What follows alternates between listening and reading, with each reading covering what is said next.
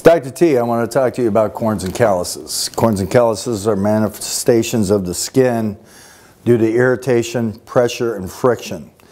Many times just caused by the shoe alone. Pressure to the hammer toe, which would be the toe that lifts up, because of crowding in the shoe will cause one toe to lift in order to accommodate the tightness of the shoe.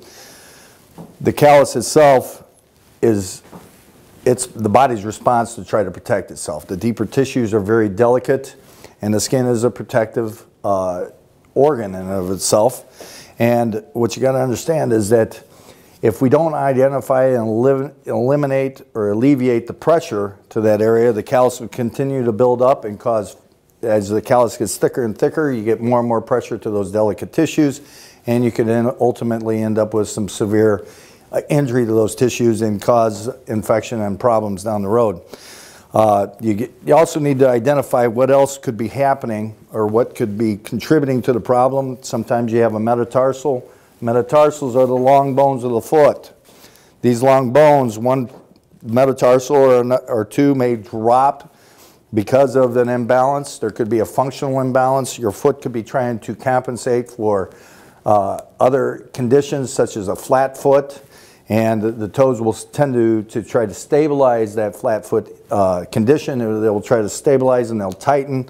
Once again, when the toes tighten and lift, there's a recurrent or a reflex pressure to the metatarsal causing that callus to form. Home remedies would include pads to accommodate or to facilitate less pressure to the area. There are pads out there with acid. You must be very careful with the acid pads because it can cause removal of the callus that causes damage to the deep tissue and ultimately infection. In my office, what I do as often is I will address the lesion, try to determine why we are getting excessive pressure. Many times I might recommend orthotics to relieve the pressure to the bottom of the foot or to the metatarsal. I will try to address the imbalance or the contracture of the toe, try to relax the toe so it doesn't cock up as much. Once again, I'd like you to understand that most often these injuries or these manifestations are caused by tight shoe wear. You must be aware that you need to wear shoes that have plenty of room around the toes and plenty of padding under the metatarsals.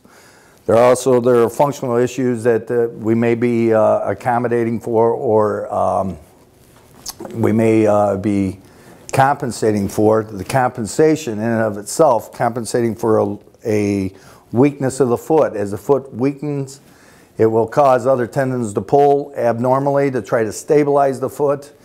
That all has to be addressed. And what you'd like to do is try to see a doctor and let him just do an exam of your feet to see if there's any problems. Thank you very much. Feel free to contact me at the office if you have any other concerns or questions.